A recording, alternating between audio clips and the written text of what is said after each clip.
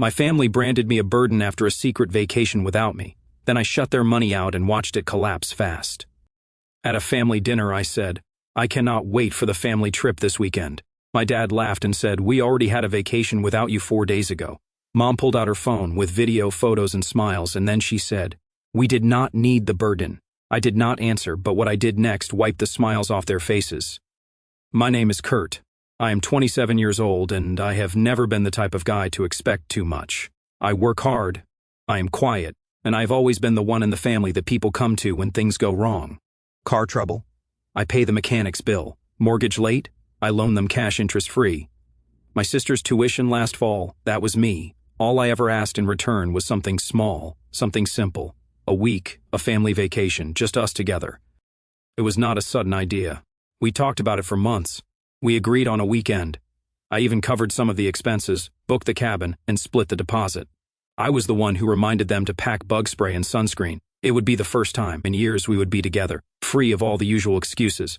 No missed phone calls, no canceled dinners, no work emergencies, just us.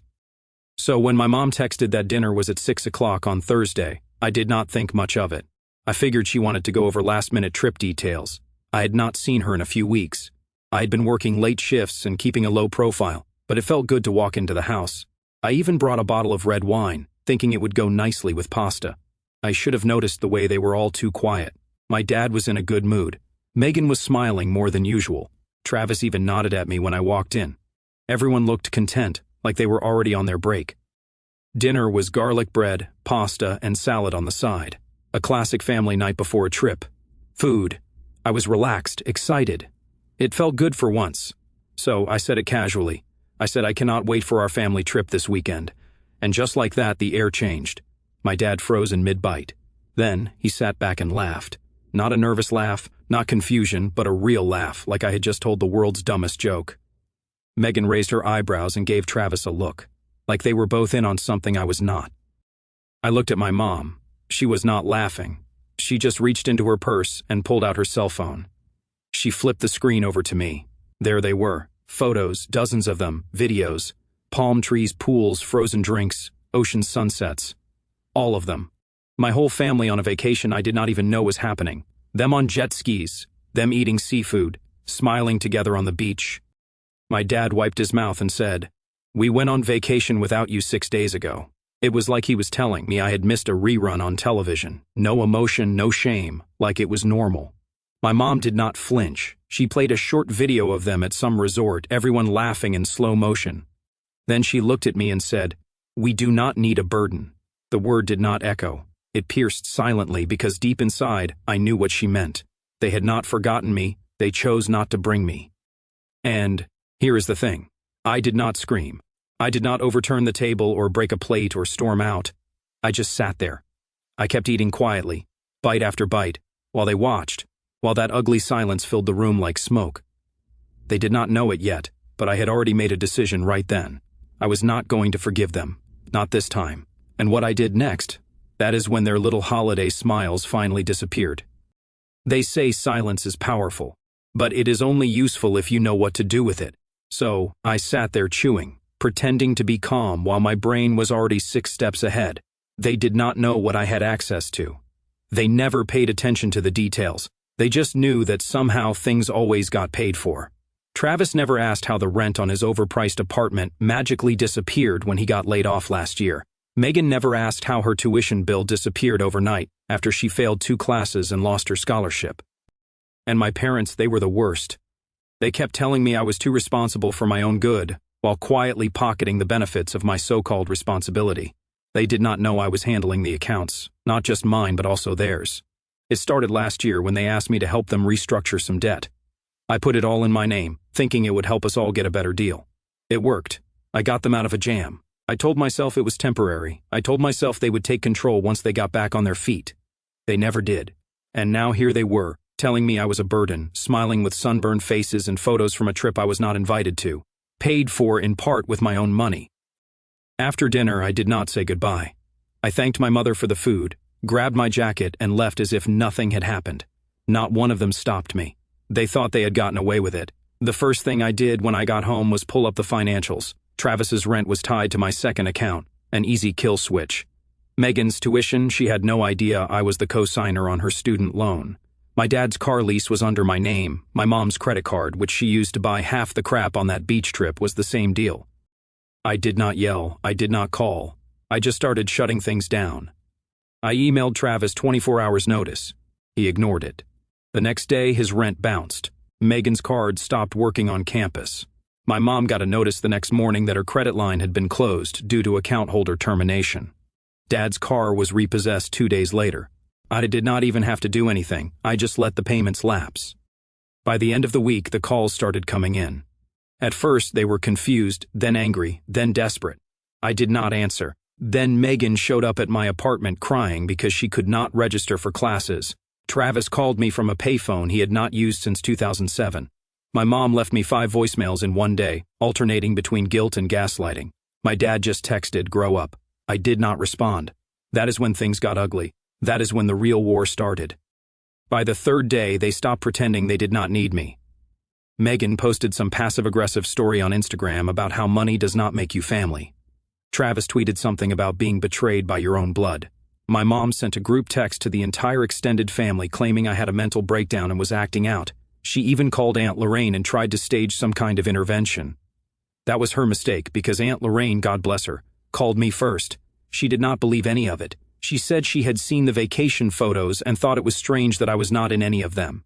She asked if I was okay, and I told her everything, every disgusting detail from the way they lied about the trip to the years I bailed them out financially to that dinner. To my surprise, she laughed. Not because it was funny, but because she said it reminded her of something that happened in the family years ago that no one ever talked about. Apparently, that kind of selfishness ran deep in our bloodline. This gave me an idea. It was not enough to just cut off their access. That was the move of someone who wanted to disappear. I did not want to disappear. I wanted them to feel it, really feel it. So, I sent an email, a short one, just 6 lines. But it was enough. It went out to every member of our extended family, aunts, uncles, cousins, even my grandmother who barely checks her email. The subject line, vacation pictures. The body was simple, a link to a photo album. Screenshots of all the beach photos they had sent each other, a breakdown of all the expenses, including flights, hotel, and drinks, and a single sentence. This trip was partially paid for by me. I was not invited. By that evening, the group chat was on fire. Half the family was horrified, the other half not surprised. Turns out my parents had a habit of forgetting people when it came to plans. One cousin sent me a private message saying she had not spoken to them since they skipped her wedding. Another told me how my dad had borrowed money from their dad 10 years ago and never paid it back. They thought they were safe behind the silence. Now that silence was gone. 2 days later, Travis lost his job. I did not even know he still had one. Apparently, someone forwarded the email to his boss after he posted about financial trauma on LinkedIn. Megan was staying with a friend in a dorm room that was not hers. My mom's Facebook went dark after a series of nasty comments from relatives. And my dad, he showed up at my door. He was not yelling. He looked tired. Not sad, not guilty, just tired. I did not invite him in. He asked me a question, why? I said, "Do you really want to know? You called me a burden," and then I closed the door. But it was not over. Not even close. I thought that cutting off their money would be enough. That they would sit on it, stew in it, maybe even come crawling back with a little humility. Instead, they doubled down. It started with little things. Megan tagged me in an Instagram story with a packed suitcase and the caption, "Leaving behind fake family for real friends nail polish." Really mature. Travis posted a blurry photo of himself, holding a whiskey glass and smiling like a hostage with the caption, "Not everyone can handle your light. That is why they try to dim it." I did not even respond. They were flailing. Then came the twist. My mom called my job. She said I was unstable. She said she was concerned about my mental state and that I might be embezzling funds from the company. Those were her actual words. My boss pulled me into his office, and to his credit, he laughed when he told me, but the damage was done. Human Resources had to file a report. I had to sit through a 40-minute interview explaining that I was not laundering money. I was furious, not even at the accusation, but at how casually she tried to burn everything I had built. I realized then that they were not just trying to survive this, they were trying to bury me in it. So, I made a decision. I would let them dig. I started with Travis. He had forgotten all about the crypto wallet he had started in 2018. It was a silly project. something he bragged about over Thanksgiving dinner when Bitcoin was booming. He never reported the profits, never moved them properly. When the market crashed, he panicked, quietly cashed out and spent it. His company, where he worked in finance, had a strict policy about undeclared assets. I sent in a tip anonymously with just enough detail to make them look. 3 days later, an information technology audit was launched. Megan. She was stupid enough to use her university email to sign up for a fake online internship last summer so she could skip mandatory summer credits. They paid her a stipend for it. I anonymously forwarded her account information to the school, along with screenshots from her own Instagram showing her studying on a beach in Cancun that same month. And my mom. I saved hers for last. She had been using my dead uncle's Medicare card for years. She told me once, like it was a joke, that she saved hundreds on prescriptions by saying she was picking them up for him. I waited until I found an envelope addressed to his name from the insurance company in her recycling bin. I took pictures and sent them in. I did not stop there. I opened a new account and posted everything under a disclaimer. No names, just the facts. My family took a tropical vacation without me. I paid for it. Then they called me a burden, so I took it all back. It exploded. Tens of thousands of upvotes. Screenshots of the post ended up on Twitter, Facebook, even Instagram Reels. People were stitching together their own stories, sharing how their families had used and abandoned them. I did not name my family, but someone in my extended family connected the dots and shared the post on Facebook. My cousin Stephanie tagged me in the comments with one line, "About time someone said it." It went viral. The family drama spilled over into group chats, Facebook threads, and even my grandmother's Sunday church group. My parents went silent. Travis deleted his Twitter. Megan deactivated her Instagram. For the first time in weeks, they stopped pretending to be fine. And then I took it a step further. I knew that my dad's golfing buddy, Henry, owned the construction company that Travis was supposed to hire for a side project. I sent Henry a link to the Reddit post. Just the post. Nothing else. No explanation, no name. I just said, "Thought you should see this before you finalize anything." Travis lost the contract. Megan's school put her on probation. My mom's Medicare account was flagged. She got a certified letter. They started calling again. This time it was not anger, it was fear. But I was not done. I wanted them to feel what I felt the night I saw those vacation photos, the cold, the isolation, the betrayal. And I knew just how to do it because I had planned something else, something long-term, and it was almost ready. They thought I was just going to cut them off. They had no idea that I was going to make sure that no one ever gave them anything again. They thought the worst was over. They were wrong. The thing about revenge is if you do it right, you do not have to yell. You do not have to threaten. You just move your pieces quietly until the board turns over. And by the time they realize it, they have already lost. My family did not just rely on my money, they relied on my silence. My willingness to clean up, pay off, cover tracks, and smooth over embarrassing family dramas when they stumbled. I was the guardian of their reputations without ever agreeing to be one. So I started pulling strings. The first thing I did was go after their support systems, the friends who always had their back, the ones who liked their beach photos and commented. Family goes really hard under group selfies. They were easy. People love drama, especially when it is cloaked in truth. I made a second Reddit post. Different tone, less anger, more rawness. I titled it, "When Your Family Calls You a Liability After Using You to Stay Afloat." I shared screenshots. Nothing illegal. Nothing too personal. Just enough. The tuition receipts. The Venmo transfers. The resort reservation confirmation email I had forwarded to my mom with "Cannot wait for this" at the top. The message ended with that. They did not forget me. They shut me out after I made their lives easier. I was not too expensive, I was just inconvenient to take care of. People went crazy. It was posted everywhere. Podcasts started reading it. A friend sent me a TikTok where someone was reading the post while baking banana bread. The internet does not always get it right, but this time it did. Her social media presence collapsed in less than 1 week. Megan's influencer friend group was gone. Her direct messages leaked into a group chat where she laughed about how easy it was to milk a guilt trip out of me. The comments under her last post turned vicious before she deleted everything. Travis's fantasy football league kicked him out. They said it was too much heat. My mom's prayer group disinvited her from their Saturday brunch. Apparently, one of them was a subscriber to the subreddit and put it all together. Small world. But I was not done yet.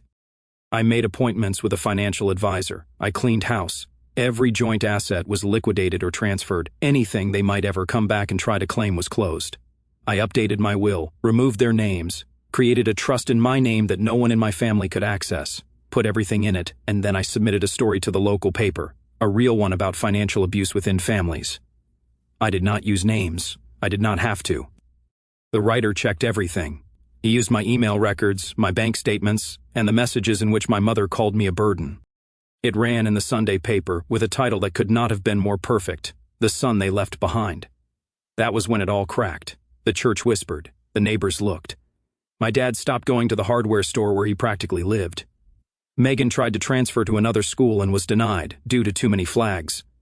Travis's savings were frozen during the audit. They were no longer a family, to be admired for surviving hardship. They were the cautionary tale.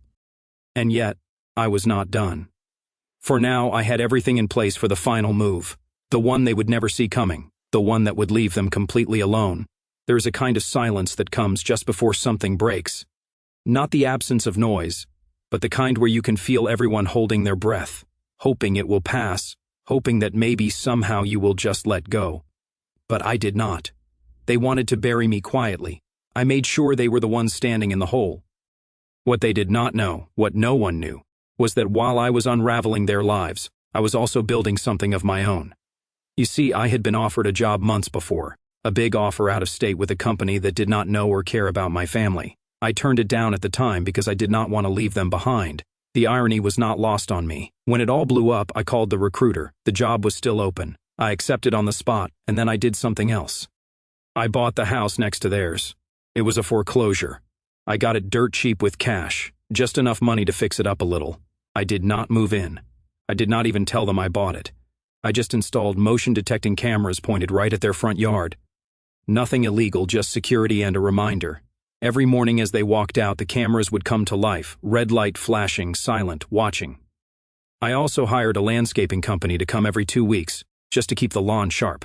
People started asking questions. Had someone new moved in? The neighbors were curious, but I made sure no one ever saw me there. I never came during the day. Sometimes at night I would drive by and sit across the street in my car with the headlights off, just watching the porch, watching them try to pretend they were still in control. They were unraveling. My mother's car was repossessed. Megan was taking community college classes online, living with a boyfriend whose patience was wearing thin by the day. Travis was working part-time at a hardware store. He saw me once, I think, just passing through downtown. He looked like he had aged 10 years. Then the letter came. It was written by my dad, real pen, paper. He said they wanted to apologize, that they missed me, that they had made mistakes and did not expect me to forgive them. But they hoped I would come home one day, that maybe we could try again. I did not respond. Instead, I sent him a notarized document, a formal statement removing them as emergency contacts, beneficiaries, and every other title that bound us together on paper. But I included a photo in the envelope, a screenshot. It was from 6 months ago. That dinner, that night, right after my mom showed me the beach pictures. I had taken a picture of the table just casually before the tension. Everyone smiling, everyone oblivious. I printed a sentence under the picture. That was the last time I ate with strangers. 1 week later, I left town. I did not tell anyone where I was going. New job, new apartment, new life. The last I heard, the house next to hers was put back on the market. My realtor said they kept asking who bought it. She told them the buyer wanted to remain anonymous. Funny how quickly people forget who you are when there is nothing left to take, but I did not forget her, and I never will. Update 1. Hey again. It has been 1 month since I left everything behind. I thought I was done with this story. I was not planning on posting again, honestly, but something happened that I did not see coming, and it has been eating at me for days now. So here it is. I have been living in a new city. I started the new job, quiet office, good people, no one prying into my life. I did not even give them my real emergency contact, just a law firm I use. I like it that way, clean break, no mess. Everything went well, peaceful even. But last week, I got a letter. Not an email, not a voicemail, but a handwritten envelope with no return address.